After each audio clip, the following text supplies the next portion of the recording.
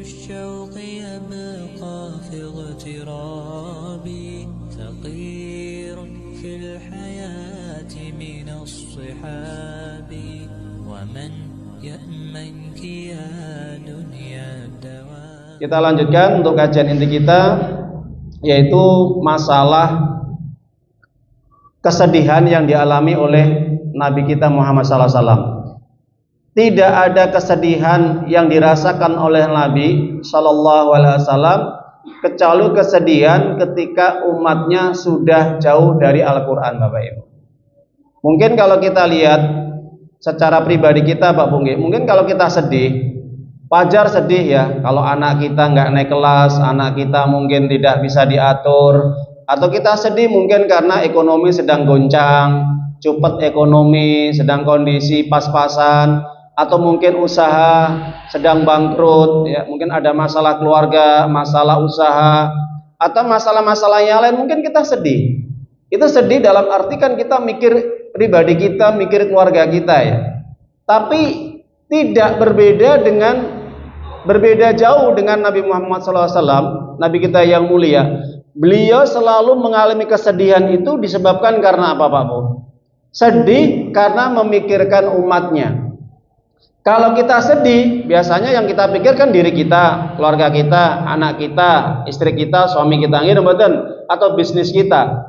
Coba kita bisa cek, pernah kita sedih, mikiri jamaah kita, mikiri umat, mikiri saudara kita. Ada saudara kita yang lama nggak datang ke majelis ilmu, kemudian kita mikir bagaimana ya, ada apa ya, itu nggak kelihatan di pengajian, nggak kelihatan di sholat berjamaah di masjid.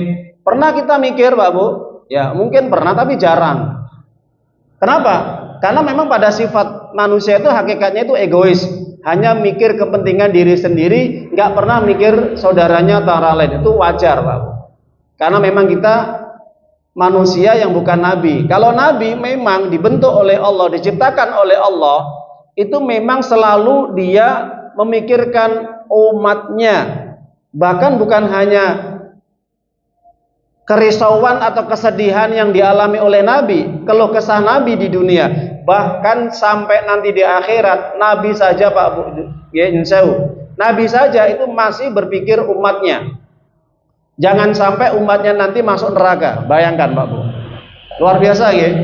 Kita punya seorang nabi itu luar biasa, istimewanya luar biasa betul. Jadi kita lihat sabda-sabda beliau, hadis-hadis beliau yang beliau sampaikan itu kepada kita, kepada umatnya. Sampai ketika nanti ujian yang terakhir melewati jembatan atau syirat atau titian syirat yang dibentangkan di atas neraka jahanam saja, beliau sampai terus berdoa kepada Allah, bahkan was-was, khawatir, takut, sedih kalau nanti ada umatnya yang kecemplung jatuh masuk ke dalam neraka jahanam.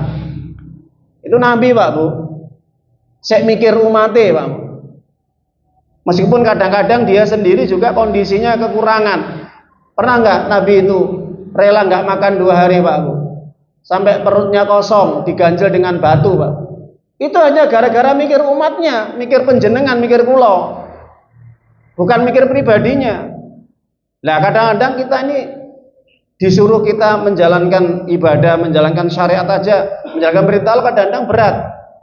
Kenapa? Ya karena memang kita nggak pernah mikir Nabi gitu loh. Meskipun Nabi nanti diberi hak oleh Allah, prerogatifnya dari Allah itu untuk bisa memberikan syafaat kepada umatnya, tapi tidak semuanya orang dapat syafaat, Pak Bu. Kapan-kapan akan kita bahas nanti orang-orang yang terpilih mendapat syafaat memantar Kanjeng Nabi Sallallahu Alaihi Wasallam. Siapa saja mereka? Belum tentu kita dapat syafaat Nabi loh, belum tentu. Kalau nanti ada hal-hal yang kita menyelisihi, bertentangan dengan aturan-aturan yang dibawa oleh Nabi, syariat yang dibawa oleh Nabi Sallallahu Alaihi Wasallam. Nah, makanya dari sinilah kalau kita pahami, Bapak Ibu, bahwa Nabi sendiri merupakan manusia yang sangat luar biasa lemah lembutnya, perhatiannya, dan Nabi tidak pernah egois memikirkan diri sendiri. Bahkan sampai sholat aja ketika Nabi salam, kemudian menengok jamaahnya, kok ada 1-2 jamaahnya ataupun sahabatnya yang tidak hadir jamaah, ditanyakan, Pak Bu, ini mana ini fulan, aina fulan? Tanyakan, oh fulan sakit. Ya sudah langsung dikunjungi Pak Bu. Dijenguk. Itu Nabi Pak Bu. Ya, jadi karakter sifat Nabi seperti itu coba. Mungkin kalau ada kematian sahabatnya, keluarga, langsung takziah. Langsung dikoordinir jamaahnya, ayo kita berangkat untuk takziah, ayo kita jenguk saudara kita yang sedang sakit atau ada masalah, terlilit utang dan yang lainnya. Itu Nabi Muhammad SAW selalu mikir umatnya. Pernah beliau mengalami kesedihan yang luar biasa. Apa? Pada puncaknya beliau berkeluh kesah sampai diabadikan oleh Allah Ta'ala di dalam surat Al-Furqan, surat yang ke-25 ayat 30. Nanti bisa dibuka Al-Qurannya. Ini kesedihan yang luar biasa yang dirasakan oleh Nabi karena umatnya, karena mikir umatnya Pak Bu. Coba kita buka ayatnya ya. Allah katakan wa qala Rasul ya Rabbi inna takhadu wa qala Rasul ya Rabbi inna qaumi ittakhadu hadzal Qur'ana mahjura. Apa perkataan Nabi yang diabadikan oleh Allah di dalam Al-Quran surat Al-Furqan ayat 30 surat 25. Rasul berkata, kalimat kata berkata di sini para tafsir kata Rasul berucap dengan keluh kesahnya, dengan kesedihannya, dengan keprihatinannya yang dia mengadu kepada Allah, kepada Rabb-nya. Apa pengaduan Nabi kepada Allah Subhanahu wa taala? Ya Rabb, inna qaumi ittakhadu hadzal Qur'ana mahjura. Sesungguhnya umatku, kaumku telah menjadikan Al-Quran ini diabaikan atau ditinggalkan. Dia tidak ada kesedihan, keluh kesah Nabi kecuali ketika mikir umatnya, ternyata umatnya sudah mulai meninggalkan Al-Quran. Sekarang kalau kita tarik lurus Pak benang merahnya, mulai Nabi berucap, berdoa kepada Allah sampai sekarang 14 abad yang telah lalu sampai sekarang, nyata apa mboten Pak Bu? Kalau umatnya ini sedikit demi sedikit, step by step sudah mereka meninggalkan syariat Allah, ajaran Allah, petunjuk Allah di dalam Al-Quran maupun di dalam sunnah Rasulnya. Betul mboten? Jelas ini Bapak. Ini Al-Quran Pak, wahyu kalamullah Ta'ala yang mengandung kebenaran. Makanya kalau kita perhatikan para ahli tafsir, Syekh Abdurrahman Nasir Asyadi, Ibnu Katsir, Imam Qurtubi, dan juga termasuk Jalaluddin As-Suyuti dan yang lainnya, Jalalain dan yang lainnya berpendapat bahwa ini keluh kesahnya Nabi, ini keprihatinan Nabi, ini kesedihan Nabi ketika memikirkan umatnya. Ternyata nanti umatnya setelah beliau meninggal dunia, sedikit demi sedikit, step by step akan meninggalkan ajaran Islam, akan jauh dari Al-Quran. Mereka semakin tersesat ke jalan yang tidak benar. Jadi Bapak Ibu, ini merupakan informasi yang telah lalu sampai sekarang kita rasakan. Coba sekarang kita, Al-Quran hanya sebatas dijadikan sebagai apa? Pajangan, hanya sekedar ritual bacaan. Tapi bagaimana dengan aplikasi dalam kehidupan? Meskipun banyak orang ngaku Islam, tapi tidak sesuai dengan apa Pak Bu? Karakter Islam, perilaku Islam sebagai seorang Muslim yang baik, baik dalam berpenampilan, cara berpakaian, cara makan, cara tidur, cara hubungan rumah tangga, cara bermasyarakat, bersosial, sampai bernegara, itu tidak sesuai dengan Al-Quran. Betul apa betul? Nah itu, ini kenyataan Pak Bu. Makanya terjadi apa? Yang terjadi kerusakan, kehancuran moral, etika, akhlak, akidah, ibadah dan yang lainnya. Nah itu. Jadi kesemramutan, terjadi kedoliman di mana-mana. Karena apa? Ya ini yang dikhawatirkan Nabi ketika sudah Al-Quran ditinggalkan oleh umatnya, maka yang terjadi akan banyak kerusakan di mana-mana Pak Bu. Makanya kalau kita lihat sering sekarang ini ya, keluh kesahnya masyarakat ya. Sekarang ekonomi semakin sulit, banyak para pejabat koruptor. Kalau orang bilang itu bukan pejabat, penjahat koruptor. Ya, belum pemimpinnya ijazah palsu dan masih banyak lagi. Gitu betul? Lah itu. Tanah 2 tahun kalau tidak dimanfaatkan disita, betul? Nah itu. Uang yang ada di bank kalau 3 bulan nggak dibuat transaksi diblokir, betul nggak? Lah itu masih banyak lagi pajak dinaikkan loh.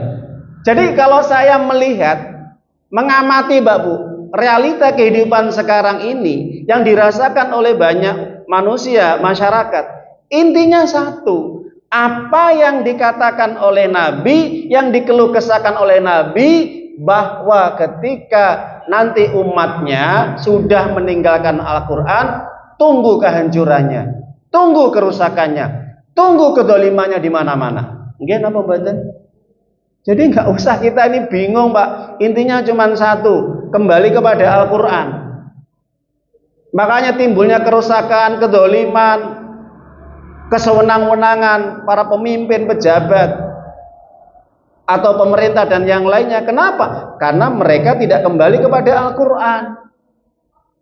Makanya Allah sudah jelaskan di dalam surat Ar-Rum, surat yang ke-30, ayat 41. Dhahrul fasadi fil barri wal barri fil bahri wal barri bima kasabat aydin nas liyudhiqahum ba'dal ladzi amilu la'allahum yarji'un.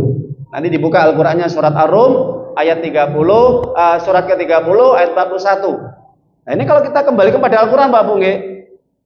Jadi kalau keluh kesahnya di komen-komen gitu aja, ganti aja pemimpinnya, ganti aja orangnya, percuma. Mau diganti pemimpinnya percuma, tapi kalau aturannya, sistemnya tidak kembali kepada Allah dan Rasulnya, tetap terjadi kerusakan. Loh, ini logika Pak, logika sehat. Orang kalau mau berakal sehat ini ya, kata Allah SWT, mikir.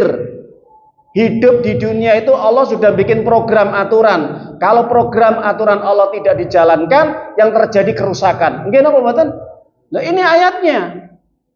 Terjadi kerusakan di darat dan di laut disebabkan karena tangan-tangan manusia. Maka akan kami berikan mereka apa? Yaitu lidhiqahum. Kami berikan ujian agar mereka merasakan ujian yang aku berikan kepada mereka, baik itu musibah, azab, dan masih banyak lagi.